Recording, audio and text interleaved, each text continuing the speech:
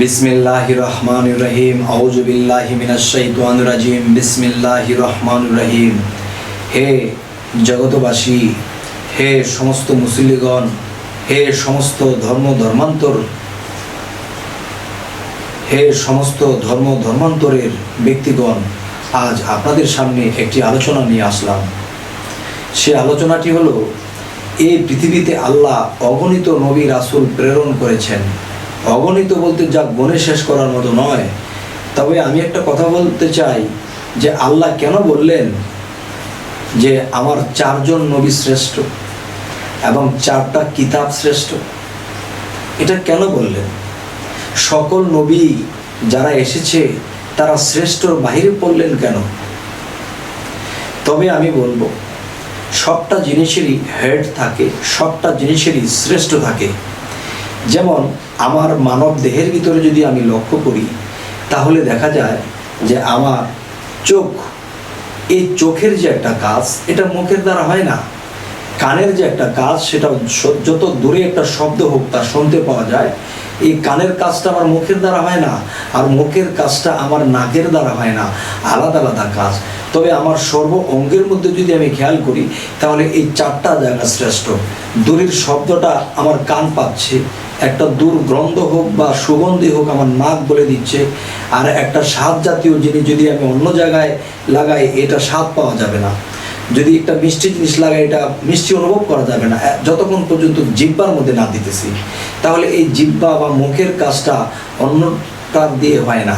যেমন এই পৃথিবীতে হযরত মুহাম্মদ সাল্লাল্লাহু আলাইহি সাল্লাম, তিনি আমাদের শ্রেষ্ঠ নবী, এবং হযরত ঈসা আলাইহিস সালাম, তিনি আমাদের শ্রেষ্ঠ নবী। মুসা নবীর মধ্যে তিনি শ্রেষ্ঠ নবী। দাউদ আলাইহিস সালাম, তিনি আমাদের শ্রেষ্ঠ নবী। এবং এই 4 জনের উপরে 4টা আসমানি কিতাব নাজিল হয়েছে। এই 4টা আসমানি কিতাব শ্রেষ্ঠ।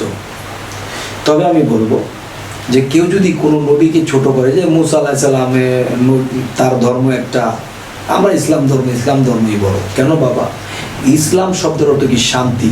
তাহলে মুসা আলাইহিস সালাম যেই ধর্ম পালন করে গেছেন, সেই ধর্মটা আসলে কি অশান্তি? না, সেটার মধ্যেও শান্তি আছে। খ্রিস্টান ধর্মের নেতাকে ঈসা আলাইহিস সালাম, তার ধর্মের মধ্যেও শান্তি আছে।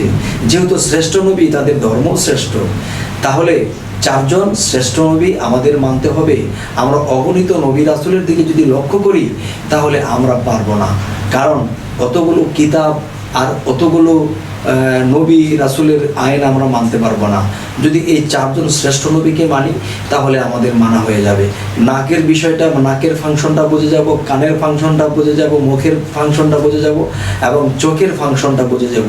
তাহলে এই আমার সর্ব অঙ্গের ভিতরে এই 4টি জায়গা যেরকম শ্রেষ্ঠ, তেমনি 4টি কিতাব শ্রেষ্ঠ, 4 জন নবী শ্রেষ্ঠ, 4 জন ফেরেশতা শ্রেষ্ঠ, এবং পাক পাঞ্জাতনের মধ্যেও যদি যাই, তাহলে 5 জন শ্রেষ্ঠ। তাহলে 5 জন শ্রেষ্ঠর মধ্যে হযরত মুহাম্মদ সাল্লাল্লাহু আলাইহি সাল্লাম শ্রেষ্ঠ।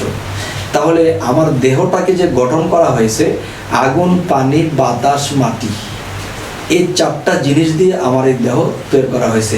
এবং 4 জন সাহাবাও শ্রেষ্ঠ। তাই বলা হয়েছে, বাতাস, খাক, বাত, নূর, পাঁচের ব্যাখ্যা বহুদূর। বাতাস, খাক, বাত, নূর, পাঁচের ব্যাখ্যা বহুদূর। এটা যে কত দূর, ওই দূর পর্যন্ত হয়তো আমরা চিন্তা করে পারবো না। তবে এতটুকু বলতে পারি, আল্লাহ হলেন জাতি নূর, আর সেই জাতি নূর থেকে সিফাতি নূর, মুহাম্মদি নূর। আল্লাহ বলেছেন যে আমার নূর হইতে আমার সিফাতি নূরকে সৃষ্টি করিয়াছি। তার মানে আমার নূর থেকে আমি মুহাম্মদি নূর সৃষ্টি করিয়াছি, এবং মুহাম্মদি নূরে আমি সারা জাহান সৃষ্টি করিয়াছি। তবে যদি কেউ আমার মুহাম্মদকে অবহেলা করে, সে যেন আমি আল্লাহকে অবহেলা করল, আর যিনি আমি আল্লাহকে অবহেলা করল, তিনি নির্ঘাত জাহান্নামী হবেন। তো আজ আমি এই কথাগুলো আজকে কেন বলছি, যে আমি যদি কোথাও যাই বা কোথাও কথা বলি, বা বিভিন্ন মানুষের সাথে যখন আলোচনা হয়, তারা বলতেছে যে হযরত মুহাম্মদ সাল্লাল্লাহু আলাইহি সাল্লাম শ্রেষ্ঠ নবী। হ্যাঁ, অবশ্যই তিনি শ্রেষ্ঠ নবী, কিন্তু শ্রেষ্ঠ নবী আরও 3 জন। এই 3 জনকেও শ্রেষ্ঠের উপাধি আল্লাহ দিয়েছে, এবং এই 3 জনের বিষয়টা কোরআনেও এসেছে। যে 4টি আসমানি কিতাবও আমাদের লক্ষ্য করতে হবে, যে আল্লাহ আসমানি কিতাব বলতে আল্লাহর কথা। তাহলে ইনজিল শরীফ আল্লাহর কথা, এই ইনজিল শরীফের মধ্যে যে ফাংশনগুলো দেওয়া হয়েছে, এই ইনজিল শরীফের মধ্যে যা কিছু আছে, এতে কিন্তু যে যানবাহনে যে আমরা চলি, প্লেন তৈরি করা হয়েছে, বিভিন্ন বৈজ্ঞানিক যে জিনিসগুলো, এই জিনিসগুলো ইনজিল শরীফ থেকে মানুষ এখান থেকে জ্ঞান করে অনেক কিছু আবিষ্কার করলেন। আর রাসূল পারকান্ডারি, এই পৃথিবীতে যে ধর্মের লোকই হোক না কেন, রাসূল পারকান্ডারি। তো রাসূল আমাদের পারকান্ডারি, এই জিনিসটা আমাদের সকলেরই মানতে হবে, সকল ধর্মের লোকেদেরকে মানতে হবে যে রাসূল কোথায় বাস করে। রাসূল 1400 বছর আগে ছিল, এখন কি নেই? এখনও আছে। আল্লাহ বলেছে যে আমি আউলিয়াদের হৃদয়ে বাস করি, আর সেই হৃদয়ে বাস করে কি, সেই হৃদয় পবিত্র হলে তার মধ্যে বিবেক পবিত্র হয়, আর সেই বিবেকের মধ্যে রাসূল কাজ করে। প্রত্যেকটা জায়গায়, প্রত্যেকটা কাজে আমার বিবেক আমাকে বলে দিচ্ছে তুমি এই কাজটা করো, ভালো হবে, ও কাজটা করো না, খারাপ হবে। তো দেখা যায় যে কখনো কখনো আমরা বিবেকের কথায় ভালোটা করেছি, আবার কখনো বিবেকের কথা আমরা মানিনি। তখনই বুঝতে হবে, একটা পাপ কাজে যখন দাবিত হইলাম, তখন বুঝতে হবে যে বিবেক নামের রাসূলকে আমি মানিনি। তাহলে সেই রাসূল এখনো আছে। একমাত্র চরিত্রবান পবিত্র মানুষের মধ্যে সেই বিবেক কাজ করে, আর সেই বিবেক আমাকে একদিন সুপথে নেবে যদি আমরা তাকে মানি। আর যদি 6 ঋতুর তাড়নায় পড়ে আমরা পথভ্রষ্ট হই, তাহলে আল্লাহর তো দোষ নয়, সমস্ত দোষের দোষী আমি আর আপনিই হই। তো আজকে যে এই কথাগুলো আলোচনা করা হলো, এর মূল উদ্দেশ্যই যারা আমাদের হযরত মুহাম্মদ সাল্লাল্লাহু আলাইহি সাল্লাম শ্রেষ্ঠ নবী, বা ঈসা নবী ভালো না, ঈসা নবীর ধর্ম ভালো না, ইহুদি ধর্মের নেতা হযরত মুসা আলাইহিস সালাম তিনি ভালো না, এবং দেখা গেছে দাউদ নবীর কথা তা অনেকে বলে না, কিন্তু না, আমাদের 4টা কিতাব আমাদেরকে মানতে হবে, এ কথা আল্লাহ বলেছেন।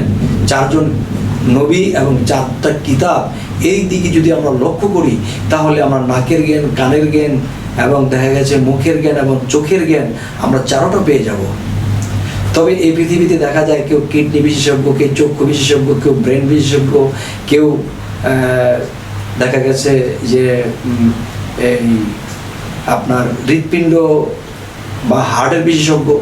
তাহলে আমরা যদি এই 4টা কিতাবের দিকে লক্ষ্য করি, তাহলে আমরা অলরাউন্ডার হব, অল বডির চিকিৎসা আমরা করতে পারবো ইনশাআল্লাহ। তবে যে কথাটি আজ বললাম, জানি না জ্ঞানীগুণীর কাছে কথাগুলো কেমন লাগে। যদি আমাদের চ্যানেলের এই কথাগুলো আপনাদের ভালো লাগে, তবে আমাদের চ্যানেলটি সাবস্ক্রাইব করুন। বাকি 200-250 ভিডিও আমাদের আধ্যাত্মিক আলোচনা আছে, আপনাদের সামনে পৌঁছে যাবে। তো আজ এই বলেই রাখছি, সকলেই ভালো থাকবেন। আল্লাহ হাফিজ।